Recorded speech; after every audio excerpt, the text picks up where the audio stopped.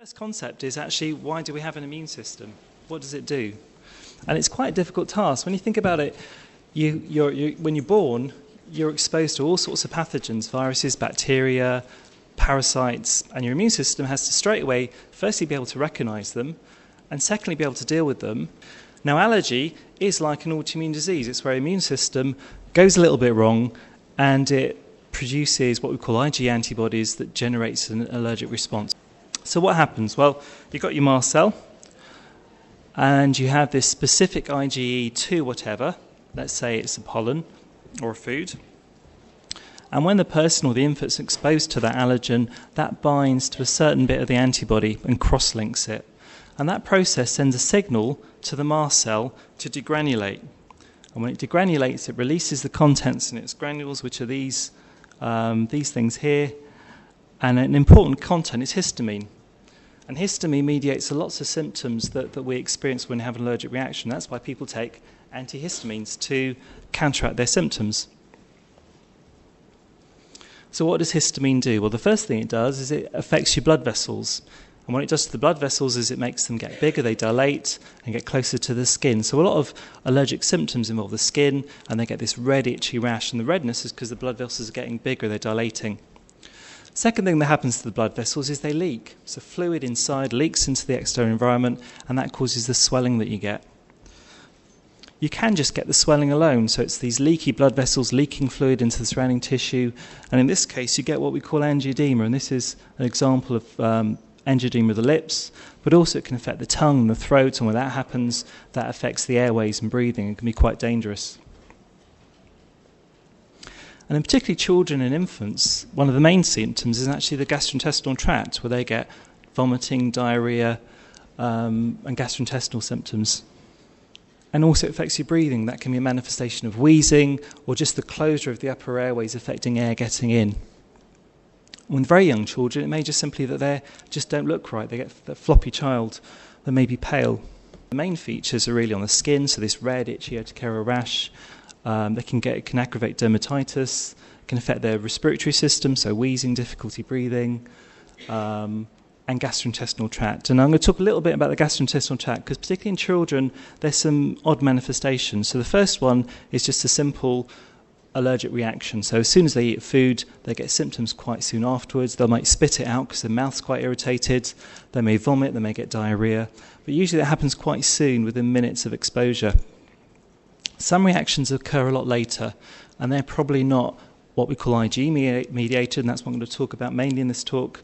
But they're probably what we call T-cell mediated, so it's a different part of your immune systems reacting to the food components. But let's just focus on Ig mediated allergy. So the first thing are antibodies. I've talked about these Ig antibodies, but what actually is an antibody? Well, Ig is important in causing allergic reactions. We've talked about that. But we make different antibodies, and there's G, and there's A, and there's M, and there's E. Now, the main one in the blood is actually E, and that's probably the most important one in dealing with infections.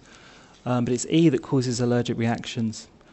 Now, antibodies are generated randomly. So your immune system makes millions and millions of white cells called B cells that make antibodies. And these antibodies are randomly generated, so their ability to bind to something is a random process. Now, as part of that process, you make antibodies that just simply don't work, and those B cells that make these antibodies die off. Some of these antibodies actually react to yourself and can cause damage, and those also usually get killed and die off. And what's left are basically B cells that can make millions of different sorts of antibodies that they're ready and waiting to deal with a pathogen when you experience it. So, knowing how antibodies are made, so it's a key component of allergic responses, we can look at what goes wrong. So why is it people develop allergies? So we know the immune cells are important, but what goes wrong? And it's probably that there's some external factors that determine which B cell becomes an Ig-producing B cell, and also determines that this cell makes an antibody to something that's not a pathogen. Now, these regulatory factors are of other immune cells, so they're T cells that are very important in determining what a B cell does, and they control this process. And also, these T cells make chemicals we call cytokines that influence these B cells. So we're just going to talk about them briefly. So T cells, what are T cells? They're very similar to B cells. They look exactly the same under the microscope, but they have very different roles. And this shows a T cell. It's actually an electron micrograph of a T cell touching a B cell and talking to it and interacting with it. And it does it in two ways. One is by contact, so there are proteins on the T cell that touch proteins on the B cell and tell the B cell to do things. And in conjunction with this contact, the T cells make chemicals we call cytokines that also determine what the B cell does. An important thing that is determined is the type of antibody that's produced. So this T cell is actually important in telling this B cell whether it becomes an IgG-producing B cell or whether it becomes an IgE-producing B cell. And one of the thoughts are that what goes wrong with allergies is that these T cells are inappropriately telling the B cell to make Ige antibodies, and that's what causes allergy. Now, there are two types of T cell. We call them helper T cell, or TH. There's TH1, and they generate IgG antibodies, and the important cytokine there is something called gamma interferon. And they're TH2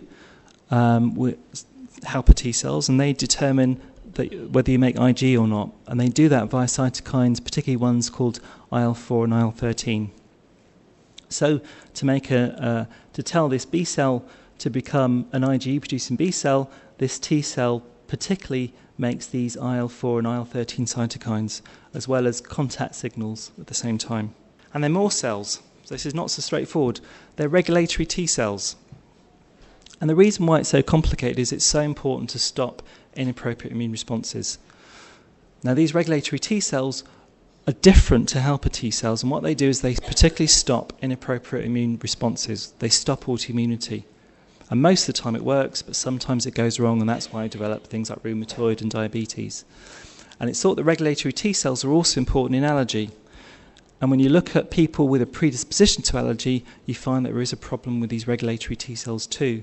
And when you treat allergy with something called immunotherapy, which you might have heard of, to treat, for instance, insect stings or pollen, hay fever, studies have shown that these regulatory T cells actually go up. So they're important in controlling allergic responses. And finally, there are these cells here, which are called antigen-presenting cells. And this is an example of what they do here. And what they do is they talk to the T cell that will eventually go on and talk to the B cell and control this T cell activation. So it's another step of control in the process. And they're also thought to be important in determining whether someone develops an allergic reaction or not. So there are various layers to this process. So the key features are, for an allergic response, you need to make these IgE antibodies. They're specific for whatever you're allergic to. And that process is controlled by various other immune steps. So these T helper T cells, the chemicals they make called cytokines, these regulatory T cells that help control these helper T cells to make sure they're doing their job right, and these antigen presenter cells. And all these immune components interact together to prevent you from making an inappropriate immune response. But with allergies, something goes wrong along the way. And probably what's got wrong is a multi-step process. It's not just one thing.